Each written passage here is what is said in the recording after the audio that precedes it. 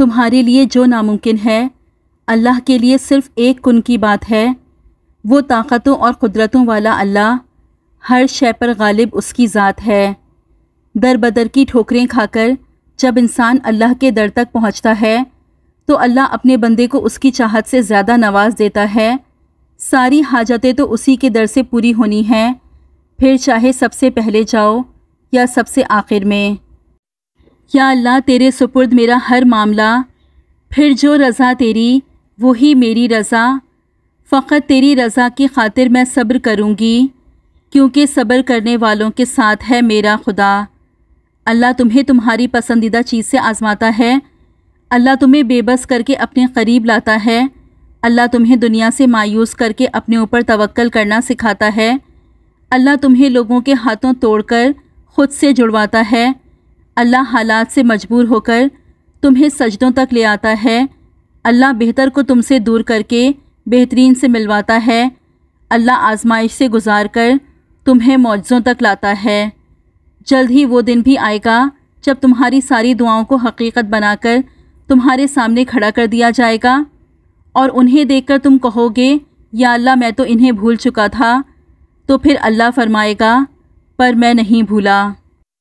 وہ جانتا ہے کہ تم کیا چاہتے ہو، پھر بھی اسے بے تحاشا پیار آتا ہے جب تم اسے اپنی داستان سناتے ہو۔ تمہاری عرش تک جاتی آواز اسے بے حد پسند ہے، بہت غور سے سنتا ہے وہ جب تم اسے پکارتے ہو۔ سب سے کہنے کی کیا ضرورت ہے جب اللہ ہے نا؟ تھک جاؤ تو آنکھیں بند کرو اور سب اللہ سے کہہ دو، دیکھنا سارے جہان کی تھکن اتر جائے گی۔ قرآن کی خوبصورتی یہ ہے کہ تم اسے بدل نہیں سکتے، لیکن یہ تمہیں بدل سکتا ہے۔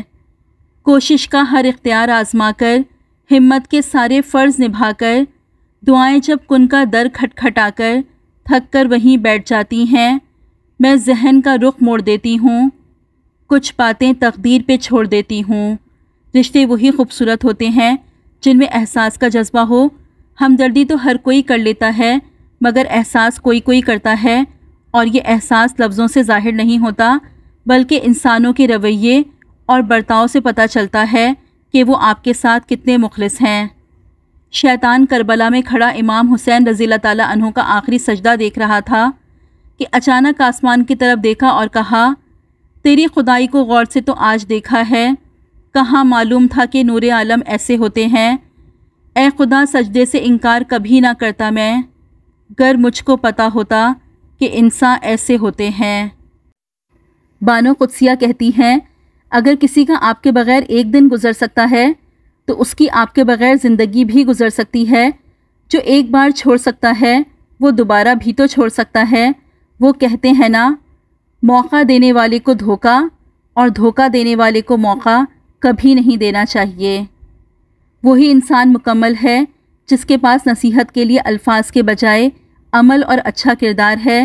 اچھا بولو، اچھا سوچو، کیونکہ بدگمانی اور بدزبانی دو ایسے عیب ہیں جو انسان کے ہر کمال کو زوال میں بدل دیتے ہیں۔ لوگوں کو اپنی اچھائیاں بتا بتا کر ان کے ساتھ رہنے کی بھیک مت مانگیں، اپنی کچھ برائیاں بتا کر دیکھیں کون کون ساتھ چلتا ہے، سب معلوم ہو جائے گا۔ چلو پھر سے اسی خوشبو سے بہکائیں دہن اپنا، چلو پھر سے درود پاک کو ورد زباں کر لیں۔ اللہم صلی علی محمد نبی الامی وعلی آل محمد۔ اللہ کے فیصلوں پر بھروسہ کرنا سیکھو۔ کچھ پریشان کر رہا ہے، اداس ہو، فیصلہ نہیں کر پا رہے تو ایک بار اللہ سے بول کر دیکھو، اسے بتاؤ، اس کے ساتھ مشورہ کرو، اس سے دعا مانگو، اور پھر دل سے یہ خوف نکال دو کہ کیا ہوگا کیا نہیں۔ بس اس بات پر یقین رکھو، جو بھی ہوگا بہترین ہوگا۔ اسے ہی تو توکل کہتے ہیں۔ جب توکل اتنا مضبوط ہو جائے تبھی معجزے ہوا کرتے ہیں۔ بس تمہیں اپنے معجزے کا انتظار کرنا ہے، یقین کامل کے ساتھ۔ سب سے ذلیل ترین انسان وہ ہے جسے حق اور سچ کا پتہ ہو اور وہ پھر بھی جھوٹ کے ساتھ کھڑا رہے۔ کچھ ایسے بن جاؤ کہ تمہیں دیکھنے والے تمہاری تربیت کرنے والوں کے حق میں دعائیں کریں۔ بدترین منافقت جانتے ہو کیا ہے؟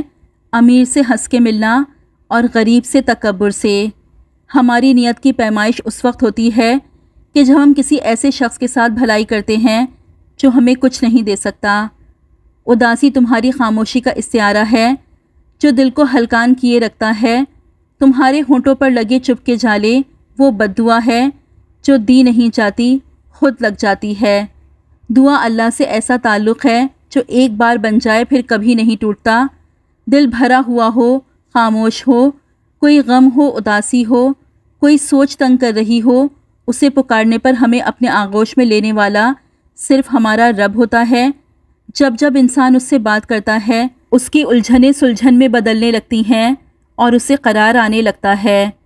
اللہ والوں سے تعلق رکھو، طبیعت ٹھیک رہے گی۔ یہ وہ حکیم ہیں جو لفظوں سے علاج کرتے ہیں۔ بات سیدھی ہے مگر سمجھنے والوں کے لیے، جو تجھ کو بنا سکتا ہے وہ تجھ کو مٹا بھی سکتا ہے۔ جب آپ کسی کی موت کی خبر سنیں تو سارے کام چھوڑ کر ایک پل کے لیے اس انسان کی مغفرت کی دعا کر لیا کریں۔ کوئی قرآن کی سورت یا آیت یا استغفار کی تسبیح پڑھ کر اس انسان کے لیے دعا کر لیا کریں، چاہے آپ اسے جانتے ہیں یا نہیں، کیا معلوم اسے دعا کی ضرورت ہو۔ اور آج جب آپ کسی کے لیے دعا کریں گے تو کل کوئی ضرور ہوگا جو آپ کے لیے بھی دعا کرے گا انشاءاللہ۔ شیطان اکثر ہمیں کسی کامیابی پر وسوسے ڈال کر خوش ہونے سے روکتا ہے تاکہ ہم اللہ کی رحمت پر شکر نہ کر سکیں۔ وہ کبھی ہمیں اللہ کی جانب سے مثبت نہیں ہونے دینا چاہتا۔ وہ ہمیشہ ہماری کمی کو بڑھا چڑھا کر ہمیں دکھاتا ہے کہ ہم یہ محسوس کریں کہ جیسے ہماری تو کبھی کوئی دعا قبول ہی نہیں ہوئی، جبکہ اس وقت ہم سب کو بہت سی ایسی چیزیں، خوشیاں، نعمتیں میسر ہیں جو کبھی ہماری دعا ہوا کرتی تھی۔ ہم سب کو اسی مایوسی کو دل سے نکال کر اپنے رب کا شکر ادا کرنا چاہیے کہ اس نے بڑا کرم کیا ہے اور آگے بھی زندگی کے معاملات کو وہ درست کر دے گا انشاءاللہ۔ اس جہاں کے پار ایک مقام ہے جس کو عرش الہی کہتے ہیں، اور وہاں ہر صدا پہنچتی ہے، وہاں خاموش چیخیں سنی جاتی ہیں، وہاں ایک ایک پل، ایک ایک آنسو کا حساب رکھا جاتا ہے۔ تو تم پرسکون ہو جاؤ، وہاں زیادتی نہیں ہوتی۔ ہر آنکھ سے بڑھ کر دیکھنے والا تمہارا یہ حال دیکھ رہا ہے۔ وہ واقف ہے ہر اس ظلم سے جو دنیا نے تم پر کیا۔ وہ تمہیں اس کا ایسا اجر دے گا کہ تم اپنی خوش نصیبی پر خود رشک کرو گے۔ وہ مہربان رب ہے، کچھ نہیں بھولتا۔ ہر چیز دنیا میں ایک پروسیس کے ذریعے ہوتی ہے۔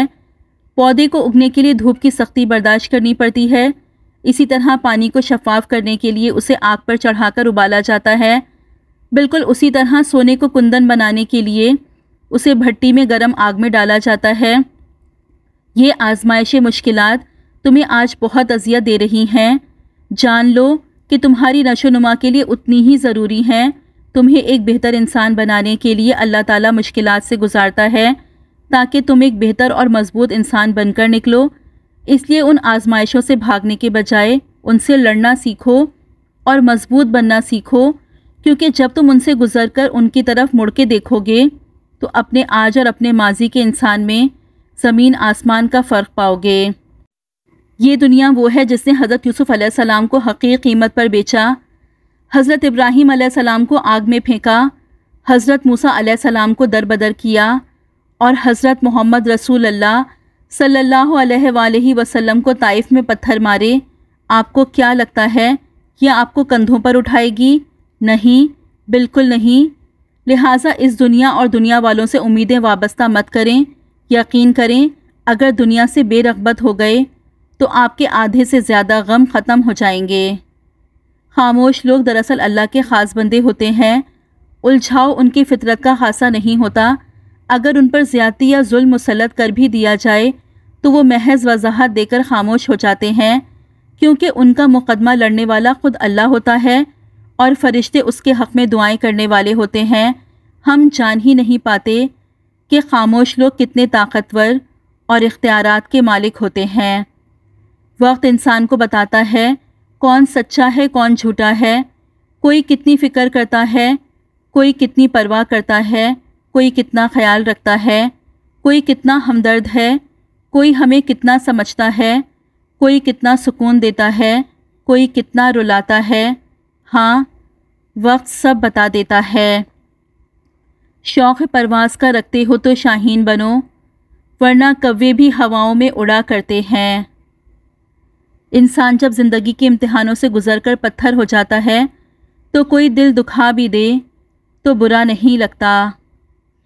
دنیا کا سب سے خوبصورت انسان وہی ہے جن سے بات کرنا آسان ہو، جس سے مشکل میں مدد مانگنا آسان ہو، جو دوسرے انسان کی تکلیف محسوس کر سکتے ہوں، جو آنسو پوچھنا جانتا ہو، جو دوسروں کے دکھ درد میں شامل رہے، جو مرہم بننا اور مرہم لگانا جانتا ہو۔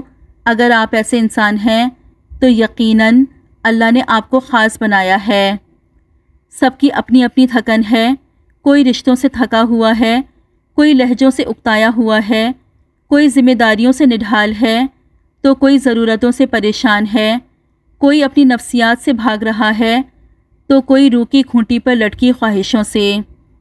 ہمارا تعلق ایک ایسے منافق معاشرے سے ہے جہاں اختلاف رکھو تو بدتمیزی، سچ بولو تو بے ادبی، چپ رہو تو منافقت اور حق بتاؤ تو ناراضگی۔ عقل جتنی چھوٹی ہوگی زبان اتنی لمبی ہو جائے گی۔ محبت ہو جانا یا محبت مل جانا اہم نہیں ہوتا، محبت کو زندہ رکھنا اور عزت دینا اہم ہوتا ہے۔ وقت بہت ظالم ہے، تجربہ دے کے معصومیت چھین لیتا ہے۔ لوگوں کی محبت پانی کے بلبلے جیسی ہے، زیادہ دیر نہیں رہتی، لیکن اللہ کی محبت آب حیات ہے، امر ہے، کبھی نہ ختم ہونے والی۔ اے میرے پاک پروردگار، ہماری رہنمائی فرما، ہمیشہ بہتر اور صحیح فیصلہ کرنے کی توفیق عطا فرما، ماضی میں کی گئی ہر نادانی اور خطا کو معاف فرما، ہدایت کے دروازے ہم پر کھول دے، دکھ اور تکلیف ہم سے ہمیشہ کے لیے دور فرما، ہمیں آسودہ اور پرسکون زندگی عطا فرما، آمین ثم آمین یا رب العالمین۔